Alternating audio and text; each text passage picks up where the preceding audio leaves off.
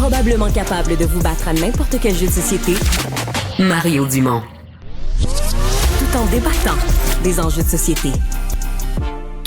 C'est tout nouveau Santé Québec, mais on n'est pas dans le tout nouveau, tout beau, parce qu'on a déjà un congédiement, un désaccord profond entre la PDG, la Top Gun, puis son numéro 2, qui lui, elle vient du privé. Lui, on disait, il vient du réseau, connaît bien le réseau. Monsieur Abergel, donc, qui a annoncé... dont on a annoncé hier qu'il n'était plus là, ne fait plus partie de l'aventure. L'ancien ministre de la Santé, jouteur à la joute, est avec nous. Gaétan Barrette. Bonjour, Gaétan. Bonjour, Mario. Qu'est-ce qui s'est passé? Conflit de personnalité. Ça, c'est très, très clair.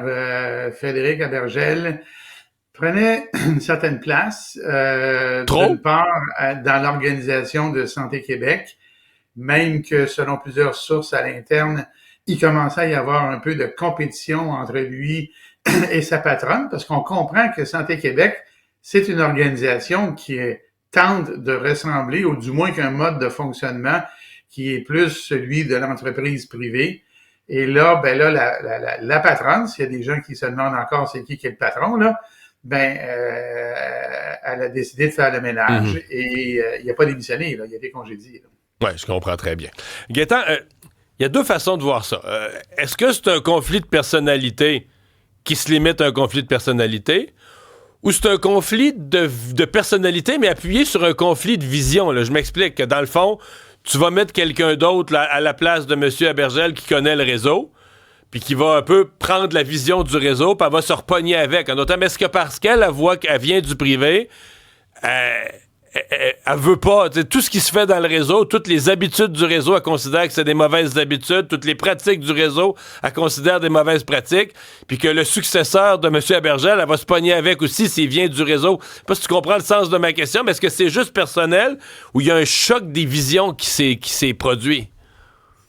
C'est un mélange des deux, Mario, parce que Geneviève Biron, là, elle vient du privé dans un domaine connexe de la santé, les laboratoires, c'est en santé, mais c'est pas un hôpital, puis c'est pas un réseau complet. Alors, elle n'a pas nécessairement la même expérience que pour ce qui est du fonctionnement du réseau que Frédéric Abergel, qui lui, il a été PDG A du CIUS du Nord de Montréal, PDG de ce même CIUS-là, PDG du CHUM.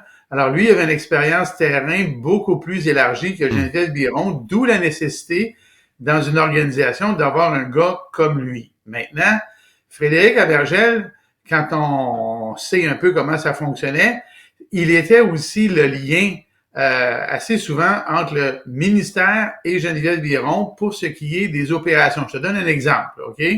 Quand il a été question de fermer une urgence dans le Bas-Saint-Laurent, la Trois-Pistoles. Ouais. Et lui aurait eu une vision différente. Quand une mesure budgétaire est mise de l'avant par le Conseil d'administration de Santé Québec, c'est lui qui va lever le drapeau puis il va dire, écoutez, ça peut avoir tel impact, on devrait pas faire ça ou faire ça différemment. Et là, le choc des visions, il est là. Alors, il y a un enjeu entre les liens avec le ministère, même si le ministère ne fait que donner des orientations théoriquement, et l'opérationnalisation de ça qui est la fonction de Santé Québec. Et là, tu vas comprendre, Mario, que si on est dans une situation comme celle-là, il faut avoir du doigté pour ne pas mettre dans l'embarras son patron, ne pas mettre dans l'embarras le patron ultime qui est le ministère. Et guess what, là? Imagine-toi donc que là, il y avait des conflits avec, ce que j'entends, même le ministre et sa PDG. Alors, c'est bien beau, là. Ouais. Quand ça arrive dans une entreprise privée, le patron, normalement, ne tolère pas ça. Et là, ça n'a pas été toléré. D'autant plus, Mario, que selon bien des sources, il y a bien des gens qui regardaient la façon de fonctionner de Frédéric Abergel et qui le voyaient se préparer pour prendre la place éventuellement de sa patronne. Je comprends. Ouais, ça passe mal. Est-ce que, comment dire, pour l'avenir de Santé Québec, parce que là, ministre Dubé, il reculera pas là-dessus, là, c'est mis en place pour longtemps. Non. Pour l'avenir de Santé Québec, est-ce que c'est un renforcement de la PDG qui pourrait l'aider dans son mandat, Ou est-ce que c'est un couac après 3 mois qui rend l'affaire encore plus bancale parce que déjà, il y a des gens qui étaient sceptiques? C'est un renforcement de l'autorité de la PDG, mais dans un contexte difficile. Alors, elle a besoin, la PDG, d'avoir un officier en dessous d'elle, juste en dessous d'elle ou à côté d'elle.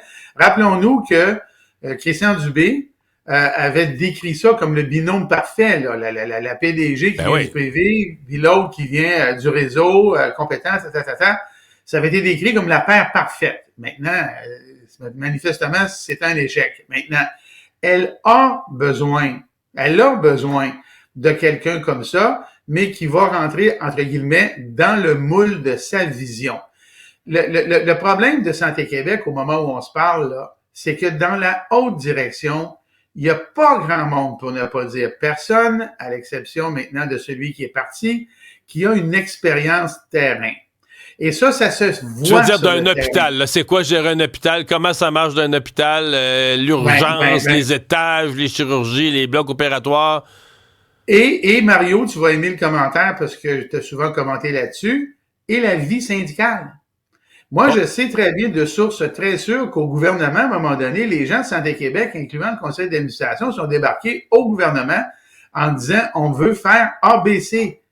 Et malheureusement, ils se sont fait dire par le gouvernement, mais c'est parce qu'il y a des conventions collectives. Qui permettent pas ça. C'est pas un hôtel, c'est pas une clinique privée, là. C'est pas ça, là. Vous avez pas...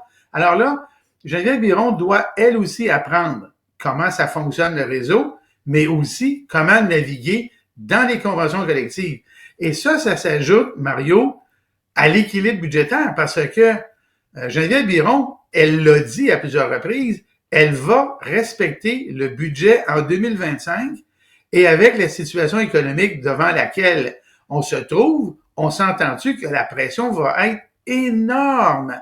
Et au moment où on se parle, le fameux 1,5 milliard de dollars, grosso modo, Mario, c'est 60% du volume des vrais services à la population et 40% administratifs. Or, la CAQ, elle avait réembauché dans l'administratif un paquet de monde. Ben là, ils sont obligés de revirer de bord sans toucher au volume. Le volume, c'est les services. Ben là, si on respecte le budget, ça veut dire que l'année prochaine, le volume qui a amené le 1,5 milliard, il sera plus là. Ça veut dire qu'il va y avoir des impacts.